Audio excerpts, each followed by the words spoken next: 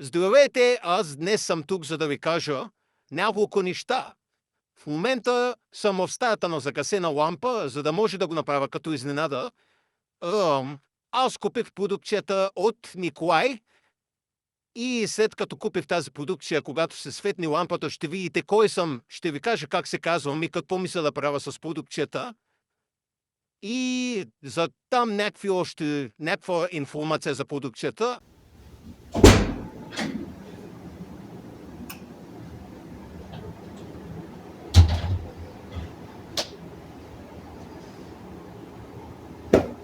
Защо съм аз тук?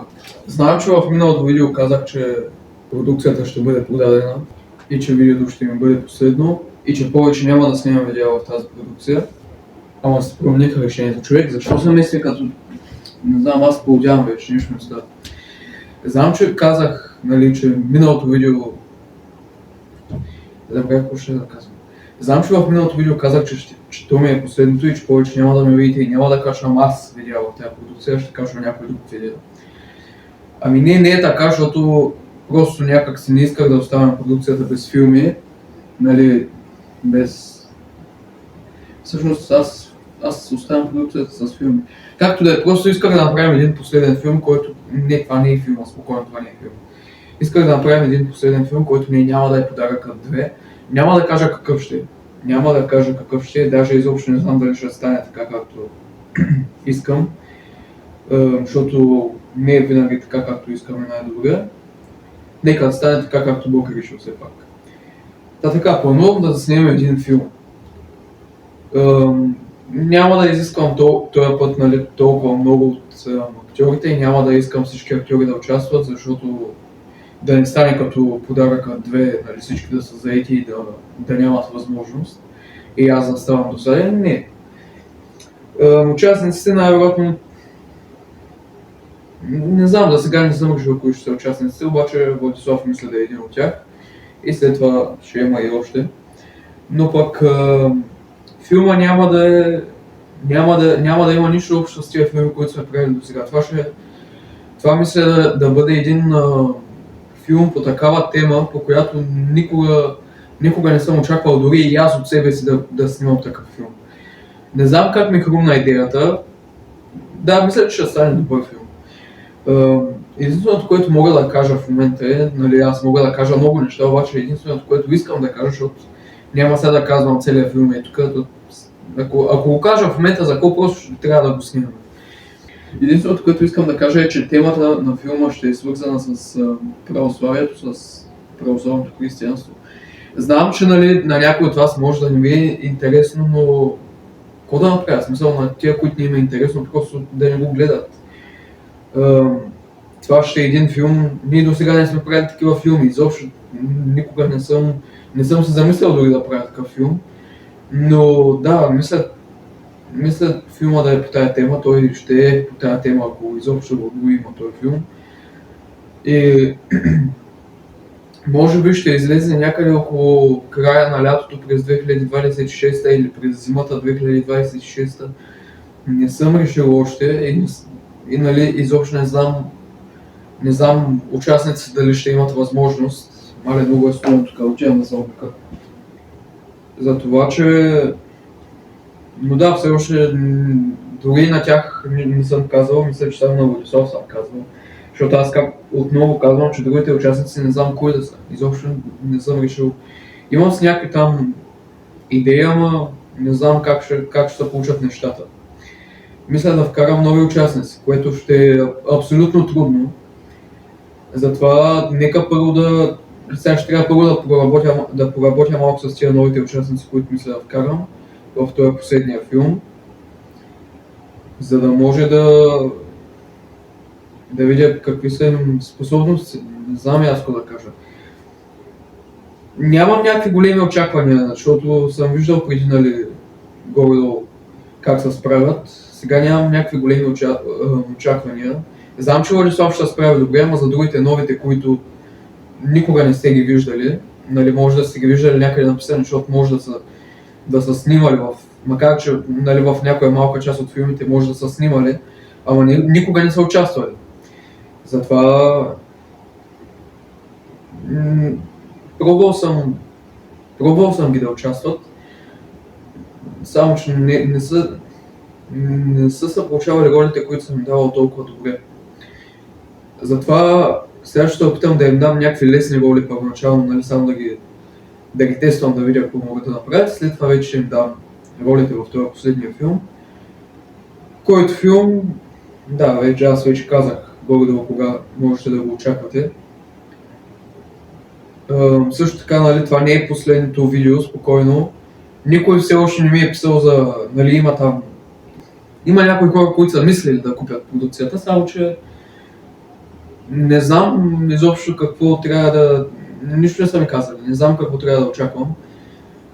Затова докато чакам, чакам, просто мога да направя още един филм, който ще е последния филм. И новини за него, освен това, което казах сега, не знам кога може да видите. Това е студиото. Значи, може би в момента сте много разочаровани. Това тук е студиото. Нали, тук масичката е притрупана с някакви работи, защото аз не очаквах тук да снимам видео някога. Масичката е притрупана с някакви работи. Тук отзади е сушилника за дрехи.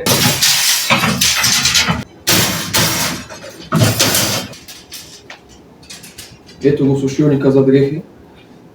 Как се сгъва това? Как се сгъва това нещо, бе?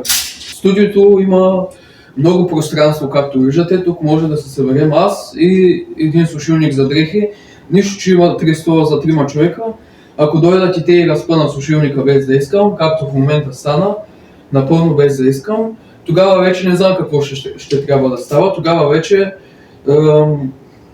не знам, то няма да има място да дишаме. И да, в момента се чуя какво да кажа и какво да направя, защото не знам, аз казах всичко, което имах да казвам. И в момента правя някакви глупости. Тук е студиото, можете да видите студиото. Тук що направих обиколка, в която видях студиото, нищо, че всеки ден съм тук и го виждам. Там горе е голямото и огромно лого на продукцията, което трябва да е тук, но е там. Не знам защо е там и какво прави там, просто защото тук не ми се пробиваха пирони. Тук не съм пробивал пирони, а съм го закачил на ето това капаче, което аз не знам защо е тук.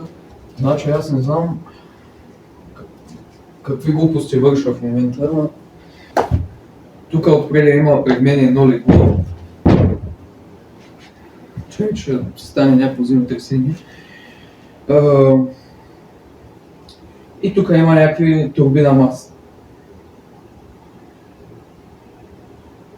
Не знам какво чакате повече да кажа. В смисъл, ето показах ви толкова дълго очакваното студио, в което се чудих какво да има и просто накрая сложиха и това е там. Тия 3 стола, да може да има място за мен и за някакви гости. Това, което си беше тук, което е предназначено като масичка, не че има нещо общо изобщо с масичка. И това е, в смисъл, не знам защо толкова много време. Всъщност аз знам, просто когато ви казвах, че студиото не е готово, не се изразих правилно, защото 15 000 пъти казвахте.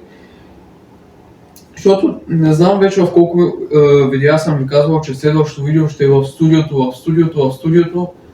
И се казвах в следващото видео, че не е в студиото, защото студиото не е готово, не е довършено. Ами аз не знам какво толкова имаше да довършвам, освен да сложа стабила е там. И това е ето го студиото. Знам, че в момента сте разочаровани от очакванията за студио, което ви обещавах от няколко години, ама не, това е студиото. Та така, стига толкова за това студио, огромно и широко и с доста голямо пространство и с един тук сушилник за дрехи. Това е което исках да кажа за филма, че филма може би ще излезе тая година, след лятото или през зимата. И може би, ами със сигурност ще е с православна тематика. Темата на филма ще е свързана с православието. За сега това е което мога да кажа. Ако Ако имате въпроси, питайте. Няма да ви се отговоря, защото не знам защо. Шегувам се, ще ви отговоря, нали, зависи какви са въпроси, защото сега ако ме питате какъв е сценария на филма, аз разбира се, че няма да ви отговоря, защото не само, че нали, не съм го написал, ами аз ако ви отговоря какъв е сценария на филма, за кой изобщо да го правя този филм. Тъй, че когато има нови новини за филма, ще направя пак някакво видео или не знам аз какво ще направя, видео ще е най-вероятно.